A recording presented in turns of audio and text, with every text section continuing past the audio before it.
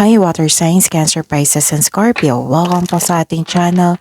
At ito ang yung Daily Gabay Tarot Reading for June 20, 2024. Please be reminded kung naka-resonate kayo, comment down. Kung hindi kayo naka-resonate, ibigay niyo po sa iba kasi general reading po ito.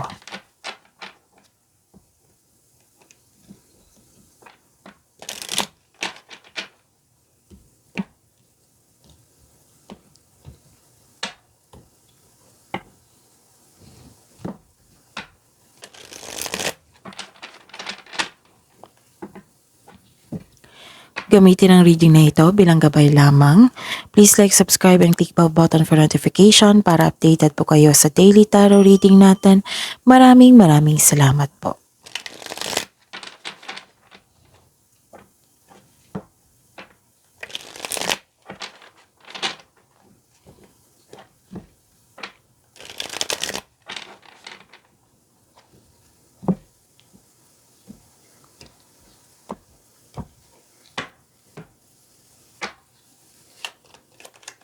Spirits Guide. Mga ganap po ngayong June 20, 2024. Para kay Cancer, Pisces, and Scorpio. June 20.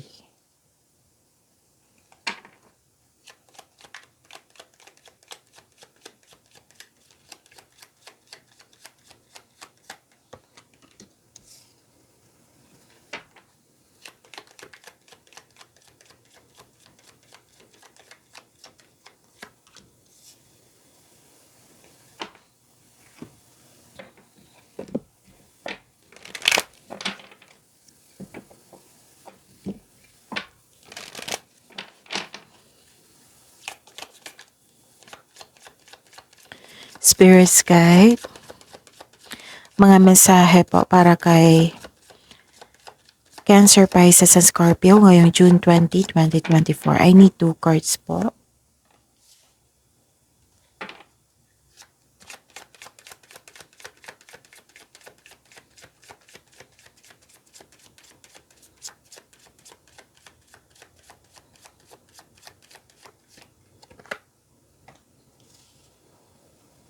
Okay. Ngayong June 20, 2024 para po kay Cancer, Pisces, and Scorpio. May nakita kong closure dito, ending.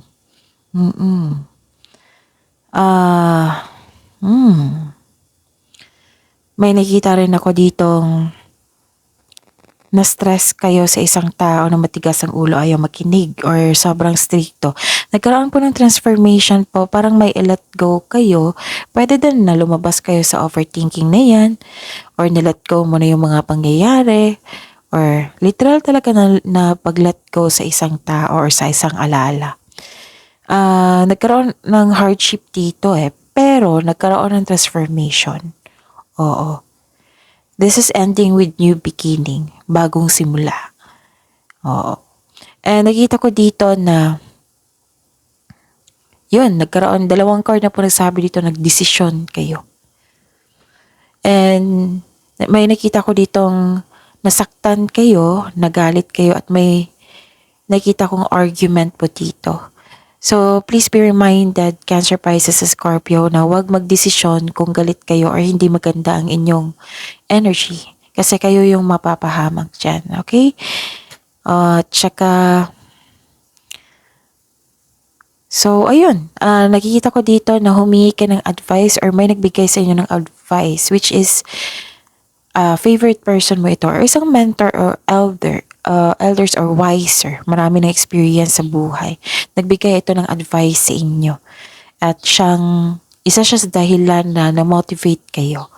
Na-motivate kayo, inspired kayo ulit, and you're taking an action with courage. And ang mensahe po para sa inyo, don't worry. Kasi may sabi dito, sadness dahil sa mga nangyari. Pwedeng na-stress kayo dahil sa mga nangyari. So sabi dito, don't worry, be happy. And may sabi din dito na summon courage and self-confidence kasi may competition, rivalry. Spirits, guys, ano po ang energy ni Cancer, Pisces, Scorpio ngayong June 20, 2024?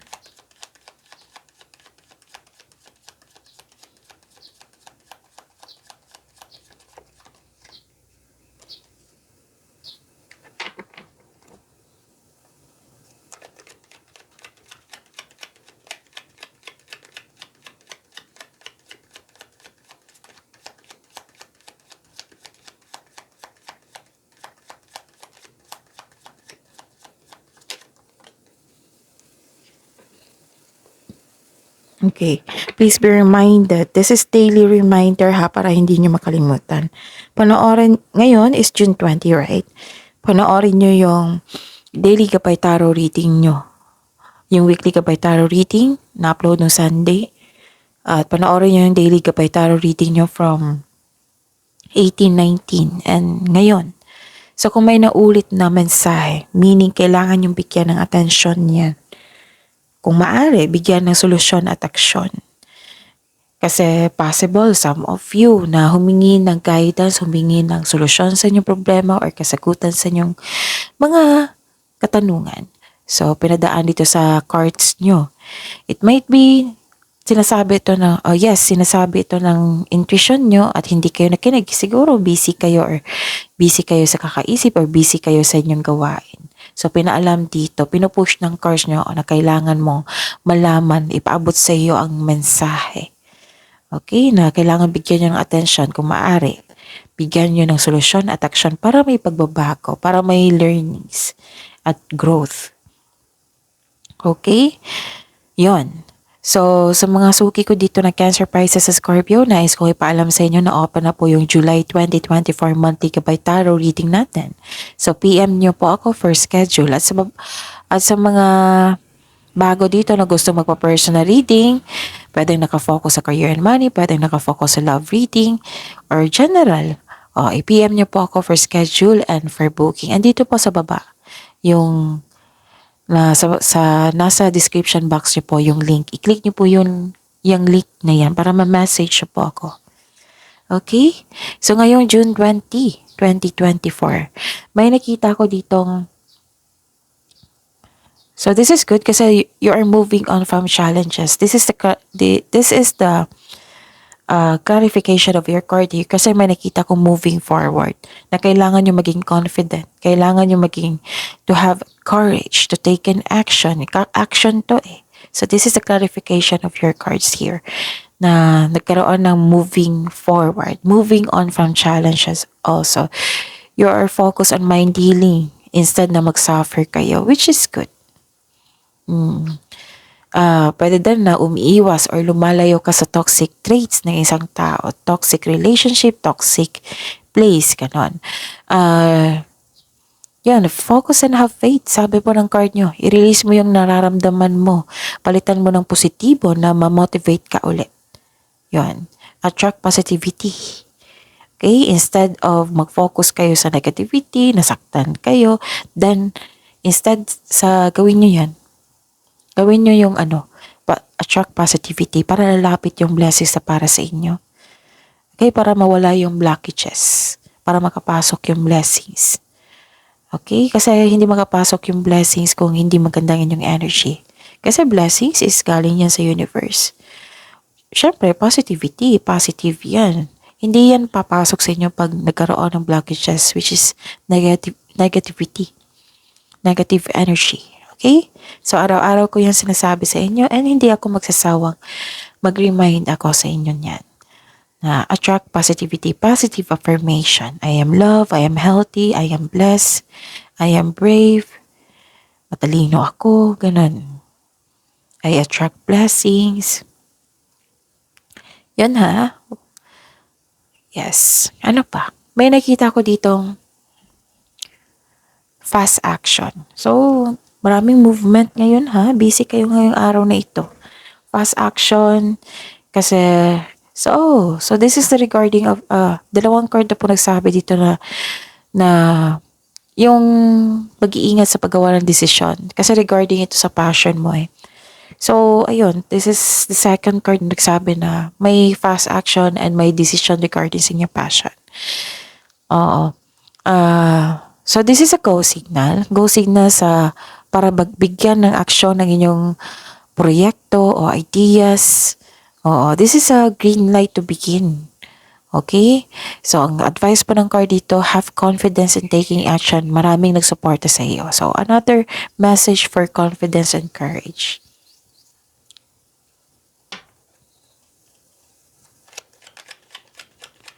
Spirits guide for year and money po ni Cancer Pisces sa Scorpio ngayong June 20, 2024.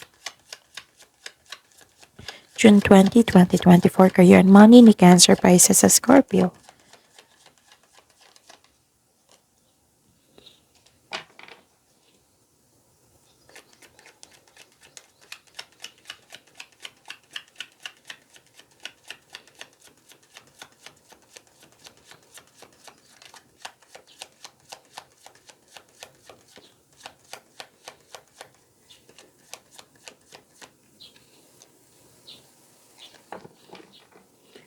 Kung hindi nyo pa naman na-odd yung weekly Gabay Tarot reading nyo, panoorin nyo. Naka-upload yun nung Sunday. Okay? Andun po yung full reading for this week. Gabay, weekly gabay. Okay? Okay, sa career and money nyo po. May nakita ko ditong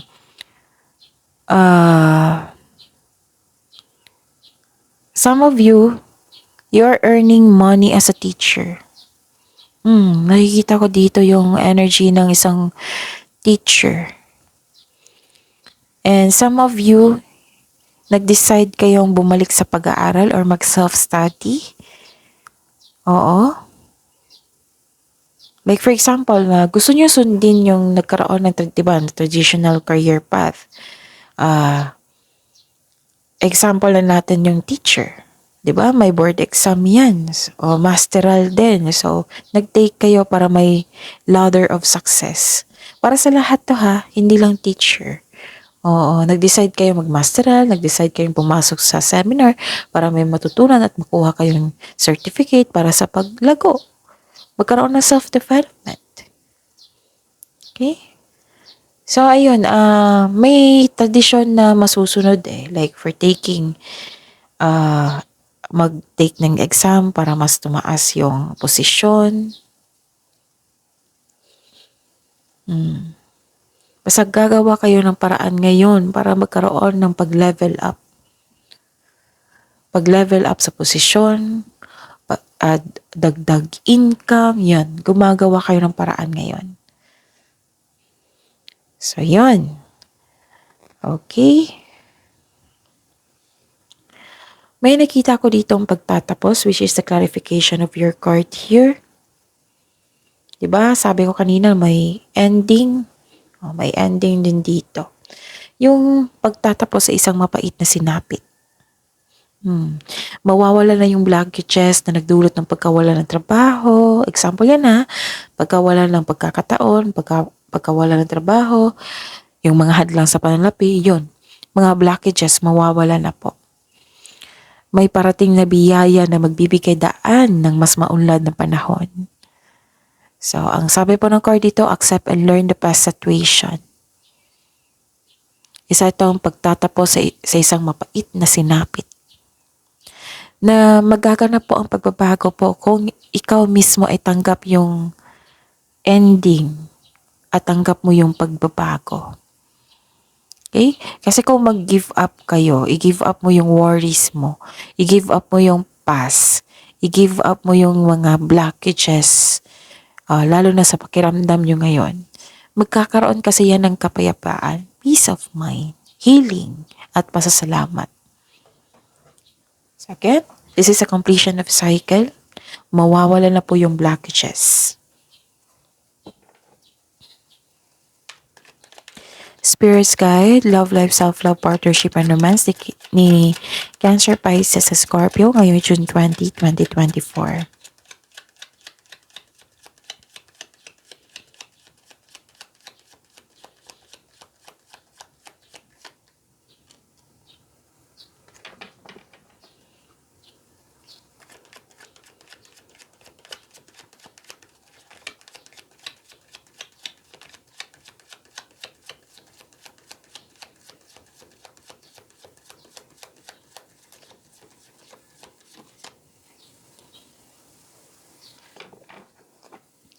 Okay.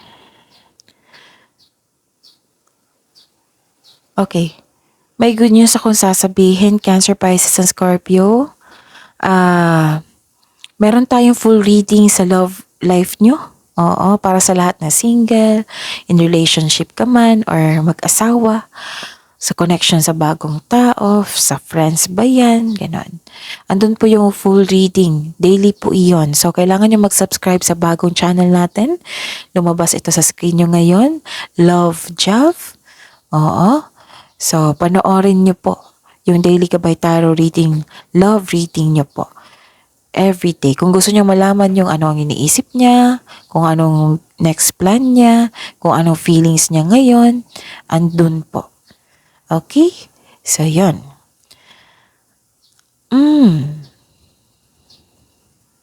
May nakita ko ditong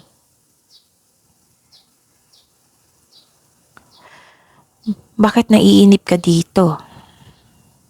Naiinip ka dito eh.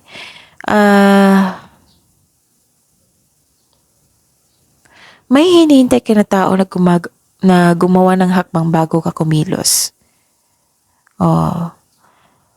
Basta naiinip ka dito, it might be nagkaroon ng delay, pero wala namang sinabing delay dito. Naiinip ka lang. Okay? Ano pa?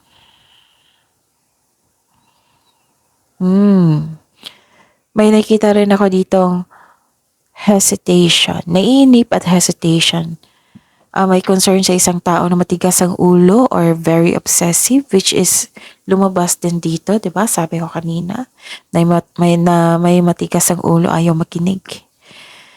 Nawalan kayo ng gana. Or, yon lumabas nga yung delay. Nakita ko dito. Tapos, andito yung delay. Andito pala yung delay.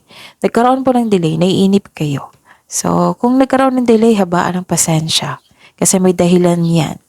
Nagkaroon din ng hesitation to take an action. This is a clarification talaga sa course dito na sabi ko, di ba may sabi ako kanina na nagkaroon ng argument. Hindi kayo nakibuan ngayon. Nagkaroon ng unhealthy connection sa isang tao. Pwede sa karelasyon mo, sa partner mo. Nakikita ko dito.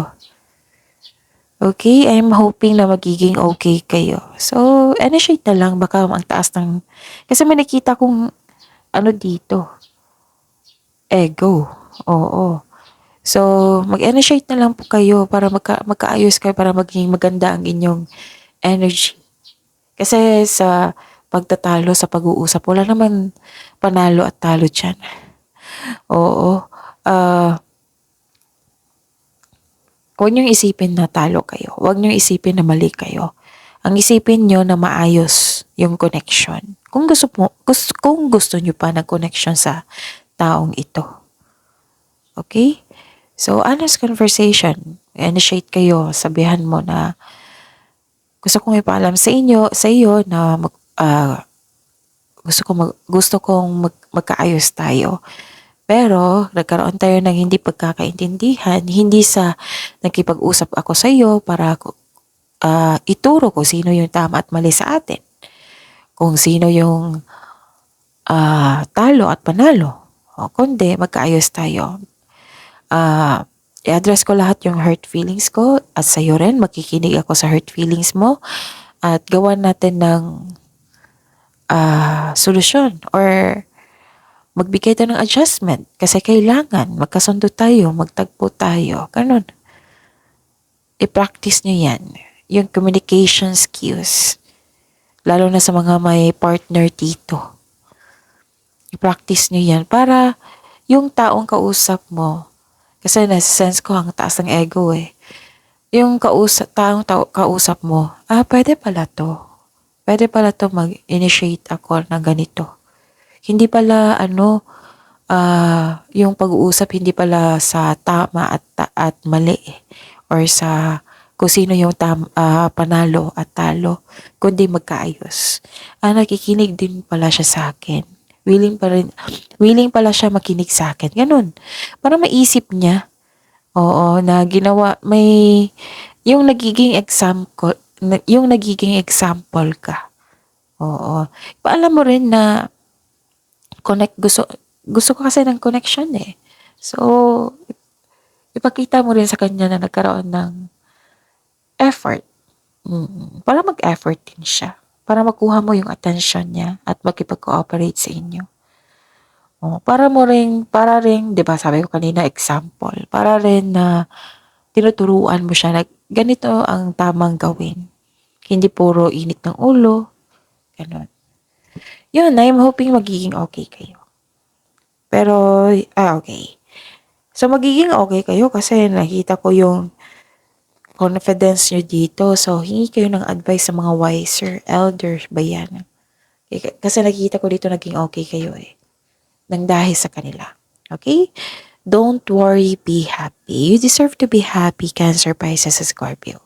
See you tomorrow, Cancer, Pisces, and Scorpio. Please like, subscribe, and click bell button for notification para updated po kayo sa daily tarot reading natin. Maraming salamat po.